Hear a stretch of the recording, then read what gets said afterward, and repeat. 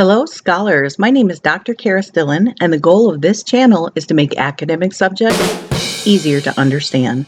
In the last video, we looked at sociology and religion.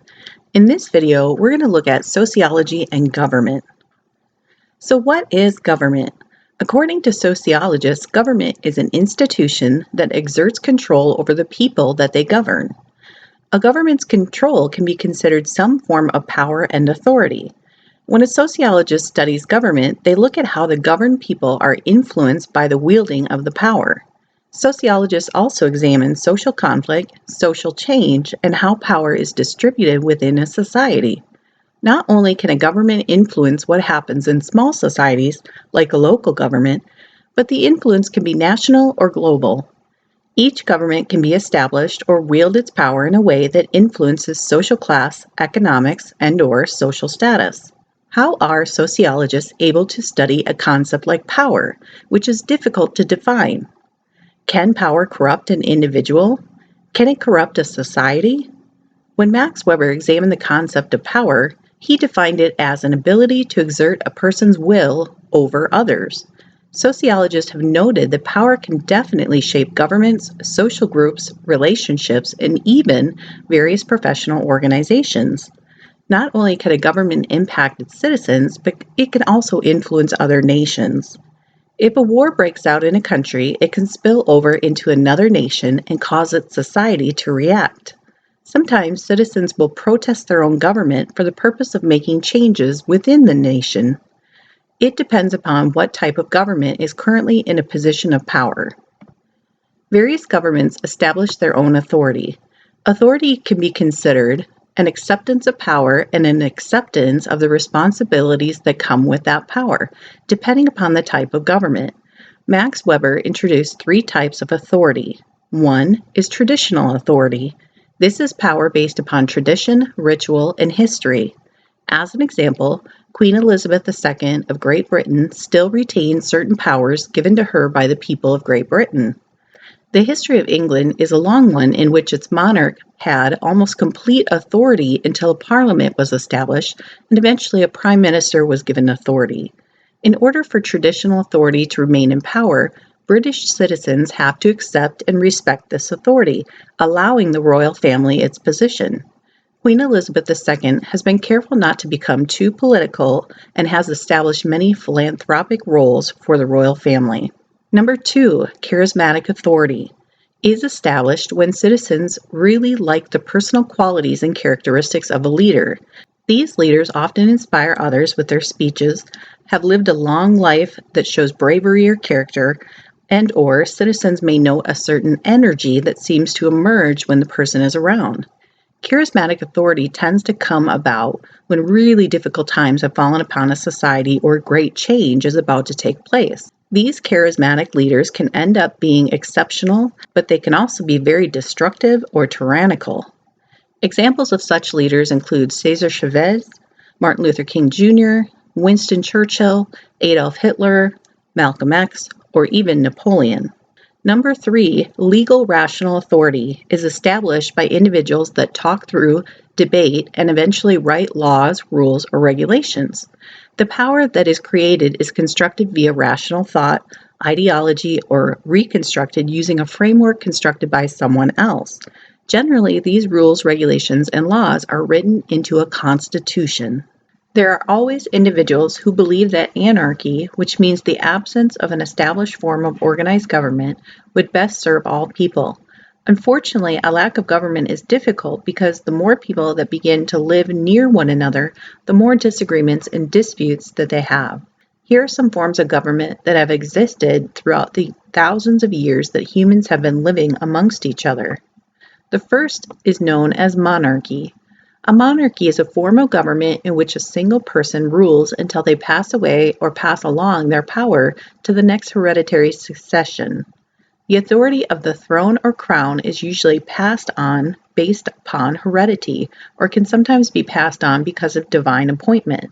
Even though many monarchies are no longer holding power, there are kings and queens as well as princes and princesses who still hold royal titles. There are very few countries in the world today that have absolute monarchies. which means the monarchy having complete authority or power. Those that still exist are in Africa or the Middle East. Constitutional monarchies are those in which the monarchy is recognized, but the authority is bound by the laws of the Constitution. It's very common for countries with constitutional monarchies to have once been an absolute monarchy. The second type of government is known as an oligarchy. An oligarchy can be defined as a small and powerful group of people holding authority. This small and powerful group did not gain their authority through heredity, but could have secured it through military means, through money, or from chaotic circumstances. Overall, stating that a powerful group is in charge of a nation is often not viewed as positive by other societies. The circumstances that bring a privileged group to power are generally corrupt. The third type of government is known as a dictatorship. A dictatorship exists when only one person holds absolute authority. In a majority of circumstances, this is a really bad situation in that the dictator makes all the decisions for a society and its people.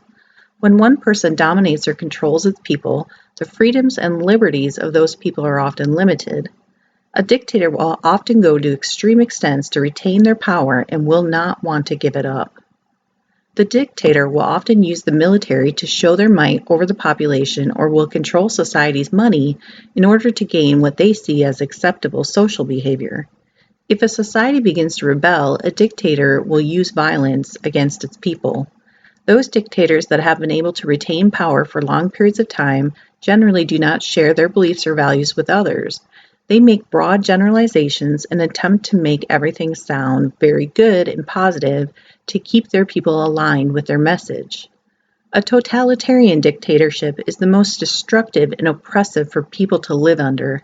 This leader will try to control every single aspect of a person's life, including their job, their religion, what they spend their money on, medications, the food supply, and even the number of children that different families can have. A fourth type of government is a democracy. A democracy is a form of government in which its citizens are supposed to have an equal opportunity to vote, determine their rules and laws, as well as hold liberties, rights, and freedoms. Democracies create their leadership roles and attempt to spell out the responsibilities, limitations, and roles of their leaders. Those citizens in a democracy are generally allowed to speak freely about the government, can assemble or write about their government, and have established their main laws and rules in a written form, generally within a constitution. The laws and rules that are established are supposed to benefit all citizens equally. The United States is definitely not a pure democracy. There are too many citizens in the U.S. for each person to vote on various laws that are proposed. The U.S. is a representative democracy, which means citizens vote for representatives who most likely hold their specific beliefs and values, and then they vote on potential laws and policies that impact the nation. By studying the government and specifically politics, sociologists can better understand the political structure and belief systems of various societies. Sociologists can tell quite a bit about a society by how its voter system is set up and whether or not its citizens decide to vote. Countries that hold laws limiting voter turnout or suppressing certain populations damage the society's chances of remaining a democracy. One of the major disagreements currently in America is whether voter ID laws are constitutional. Those that want voter ID laws state that there is too much election fraud and that these laws are needed. Those that disagree with them state that poor minorities would be the populations most hurt by these laws. Poor and minority individuals often lack the time and money to complete certain tasks like attaining an ID. These laws would definitely decrease voter participation. There are 3 sociological theories that further examine government in sociology. These sociological theories are functionalism, conflict theory, and symbolic interactionism. Functionalism is the first sociological theory discussed in relation to government. Functionalists examine how various social institutions like education, religion, and government work together to produce societal progress. Functionalists state there are 4 main purposes of government. 1. Meeting society's needs. 2. Executing law and order. 3. Establishing and keeping international relations. And 4. Helping to plan and regulate society. A functionalist would maintain that when citizens follow social norms and very little conflict exists, This is when success is brought about. If too much social change is sought, this can create great problems within a nation. Conflict theory is the second sociological theory that examines government in relation to society. This theory establishes that government is often a means to perpetuate social inequalities and power differences. Karl Marx said that society and the way that it was structured often caused many social problems. He stated that social conflict was the only means for those without power to gain some sort of equality or authority. C. Wright Mills used the term power elite in reference to small groups of people who held too much authority within society. This group uses government as a way to create certain laws and policies that help them keep their wealth. Generally, the only way that these forms of society change are through uprisings and revolutions. Once power elites are destroyed, wealth can be more equally distributed amongst the people. When citizens are drastic for change, they will often rise up in a manner in which violence may take place. The third sociological theory is known as Symbolic Interactionism. This theory looks at emblems, symbols, or figures that represent authority and/or power. There are certain images and symbols that stand for different ideas or value systems in government. In the U.S., the Eagle, the White House, and Mount Rushmore are supposed to encourage patriotism, reverence, and respect given American citizens. Those sociologists that are symbolic interactionists do not bother examining large institutions, but prefer to study face-to-face interactions. These sociologists might look at the language that is used between politicians in differing societies. They may examine the interactions between legislatures both in private and in public. The variety of subjects that a symbolic interactionist could study in relation to government are many. Well, that is the end of this video and our series concerning sociology. Our next subject that we're going to be jumping into is psychology. If you like the video, please click that like button and don't forget to subscribe. I hope you have an amazing day and I will talk with you soon.